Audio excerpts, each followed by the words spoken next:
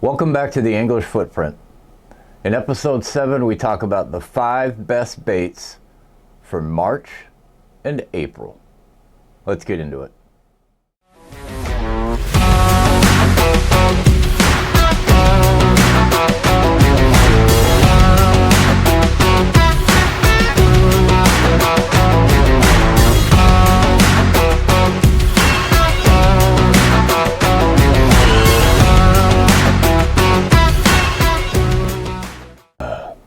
So as you guys have already figured out, we're talking about my 5 best spring baits for fishing March and April. Now, depending on where you live across the country, you may be a little bit closer to the spawn than we are here out on the East Coast. But I'm originally from the West Coast, and this is the time of year that I would throw these generally. And so we're going to cover again my top 5 for these months. Now, we're going to kick it off with, I think, one of the more obvious ones, and that is crankbaits. So I've got one here that we're going to talk about, not this one specifically, but ones like this. This is my favorite of the bunch. It is the Lucky Strike Shallow Smoothie. The color, I believe, is chili. It's either chili bowl or hot crawl, whatever it is. But the reddish patterns are really, really good in the spring. You can change up your colors depending on the water clarity. So when you think about stained water, that's really where I'm going to lean into red, orange, chartreuse, those craw patterns, especially in early spring. And then when you think about clear water, more natural colors, right? We talked about this in my chatterbait video, like a natural shad, a ghost, or really subtle craw patterns. You want it to look as normal as possible. The fish aren't going to chase something that looks incredibly out of place. So keeping it normal, matching the forage of that particular body of water will give you a lot of help. But when it comes to spring crankbaits, I just think it's hard to beat that red, orangish color pattern, regardless of what water clarity you have. One of the other things to remember is, again, lean into those crawfish patterns, right? Crawfish are generally the main protein source in the spring for fish. The reds or the browns are fantastic. And it's the same thing with your lipless, right? So the second bait I'm going to lean into is a lipless crankbait. And this is one of my favorites. It's a biospawn, really a unique profile and a unique design. But one thing that this has in common with the crankbait that I showed you and anything like a Berkeley Fritz side, anything like that, it's tight wobble, right? So you're looking for something that has a really tight wobble as it comes through the water. And that is a perfect representation of what, you know, the minnows and the forage that the bass are chasing and feeding on. That's what they're like in the winter. They're not going crazy all over the place, swimming around. Their metabolisms are really slow. And so they swim, real slowly because of that. They're not skittering around all over the place and going nuts. So something with a really tight wobble is key. Slow your retrieve. So they're not moving, again, they're not moving as fast as they are when their metabolisms are high in the heat of summer. So you need to match your retrieve speed to help, again, not stand out and give the bass an easy target, right? They're not going to be rocketing all over the place chasing baits down. This is really designed early in the year to get a reaction bite, but they're not going to move very far to get that. So you got to run it by them, and keeping that slow retrieve, keeping it in the strike zone for longer, will certainly help. Another great tip is to pick the right diving depth from a crankbait standpoint. Here's generally what I'll tell you. Your crankbait should dive about a foot deeper than the water you're fishing. And in the early spring, focusing in that 6 to 10 foot range around wood, rocks, grass edges. And then when you start going to mid-spring and you want to fish maybe a little bit deeper water or fish some of those warming trends, you can go all the way up to 10 feet, but match the depth that the fish are currently at. It'll help you have a lot more success. And then target warming zones, right? So bass gravitate towards things like north-facing banks, riprap, shallow rock, those creek arms that warm before anything else, those bays that warm before anything else. They want to be warm too. And when that sun's out, they're going to find those warmer areas to help warm themselves up. And along with that comes the bait fish and everything else that they're chasing. The last thing I'll tell you about, from a crankbait standpoint, is using deflection to trigger those strikes, right? So when you're fishing around the rocks, fishing around the wood, riprap, whatever it is, as that crankbait's coming through, and when you feel that contact, just stop for a minute. A lot of times these crankbaits are designed so that they're coming head down, right? They hit a piece of rock or wood. If you stop, they will back up a little bit and start floating up, and then you can start your slow retrieve again. Oftentimes that change of speed, change of direction, that's going to trigger the strike, right? Like they're designed to not want this to get away. So they see it stop and back up a little bit and then start again. It's going to trigger something in them to go eat that. And as long as you've picked the right lure, it matches the forage, you're going to catch more fish, stopping it when it deflects off of some of that cover. So next, let's talk about spinnerbaits. These are two of my favorites, and they'll usually always be in my boat in the spring. Something with like an Indiana style blade, like this Rick Clun Trickster, and then just a single or a double Colorado blade are two absolutely lethal spinnerbaits in the summer. What you're trying to do is slow roll it, right? So that big Colorado blade throws a lot of thump in the water, a lot of vibration, and it allows you to slow your retrieve down rather than, say, burning a willow leaf, right? Everything about the spring is slow, monotonous, giving them time. And those two spinnerbaits are a prime example of being able to get that done. Especially when it's cold in the mornings. The bass generally are gonna stay low. And you really wanna let those blades thump to wake up, so to speak, to wake up those lethargic bass. Again, Colorado or Indiana, those should be in your box in the spring.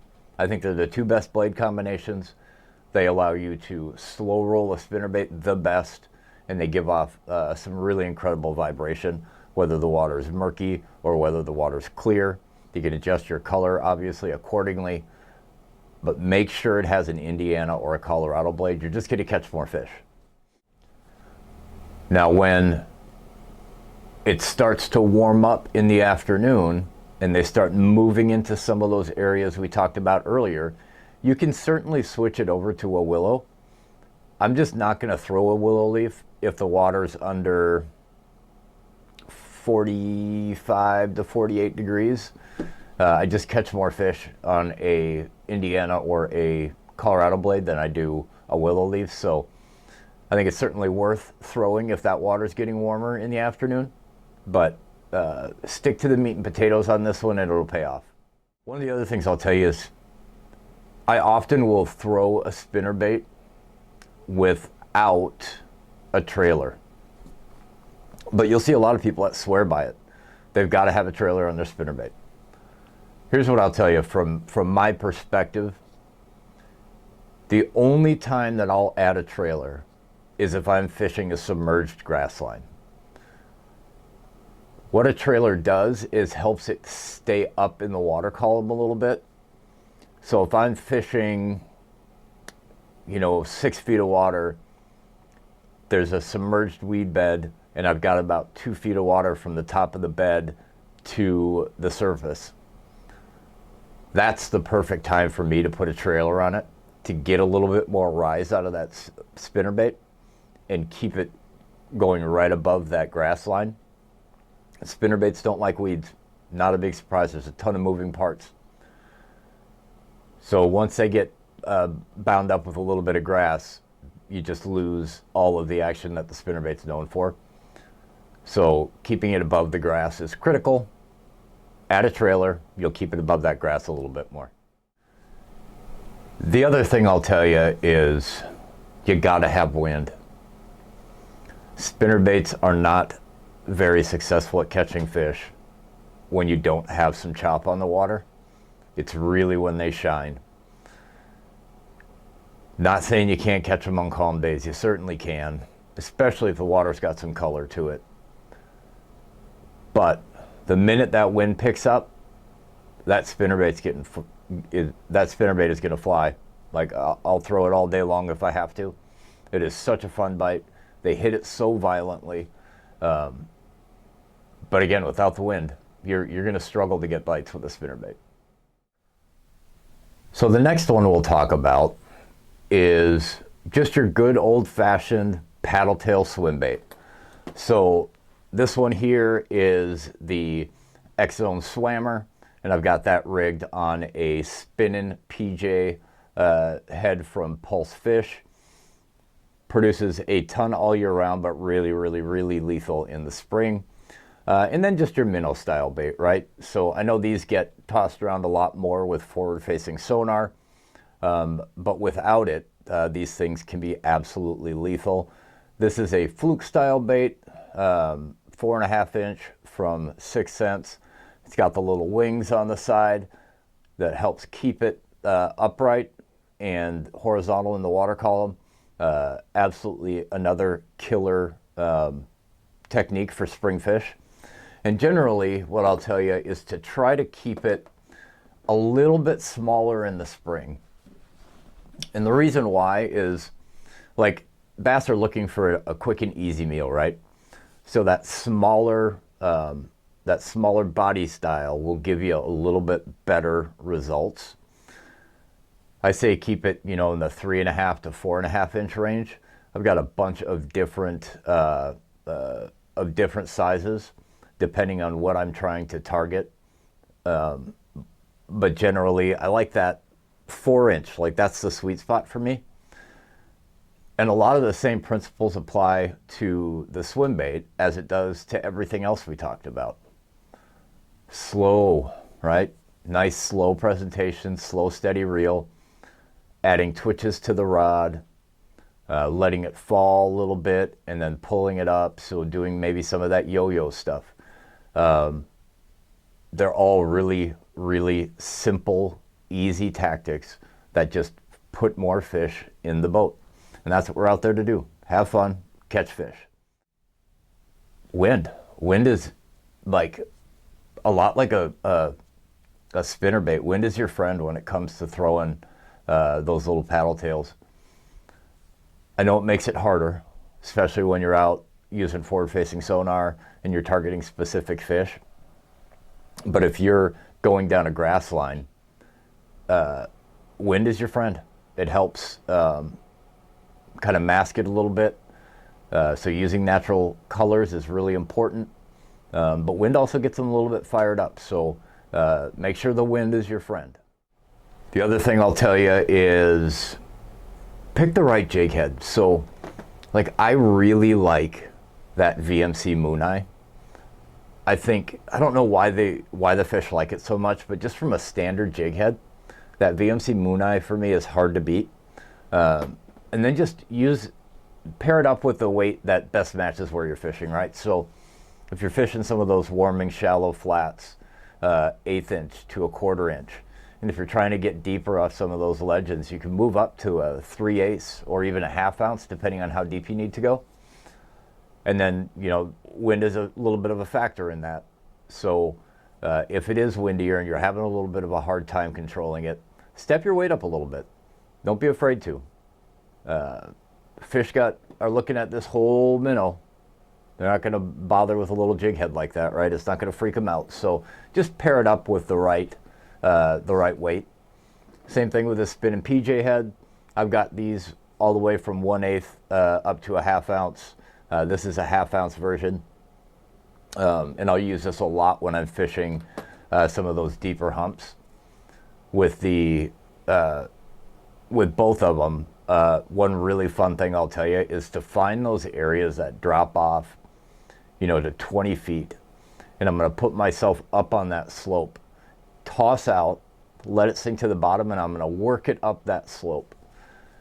If you've never watched what bass do on those slopes, it's really, really unique. Oftentimes early in the day, they're down a little bit deeper, right?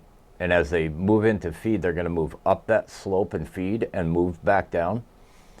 And using forward-facing sonar, we've learned so much more about bass that we never knew before. But to watch them move up and down those slopes throughout the day is really, really interesting.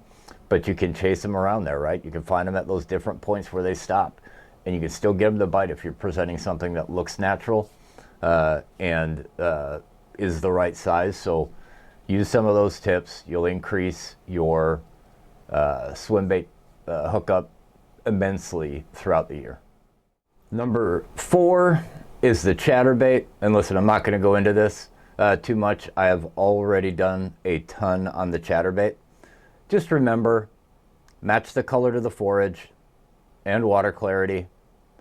Don't sleep on the oranges, but also don't sleep on white and chartreuse. You'll have a ton of success on these. Last but not least, my favorite, the jerkbait. These happen to be 2 of my favorites. This is an RCS TX from Lucky Strike. This is a 6 cents Provoke. Now, when it comes to jerkbaits, they are key in the spring and one of the most lethal techniques you can use in the spring. Now, one of the big things that I'll tell you to remember is rang true with every single thing we've talked about so far. Slow down in cold water. The colder the water, the longer the pause when you're fishing the jerkbait. As the water temps rise, you can speed up your cadence a little bit. I always start with 2 rips and then let it sit, count to 10 even sometimes. Heck, sometimes count to 20. Couple of rips, let it sit there.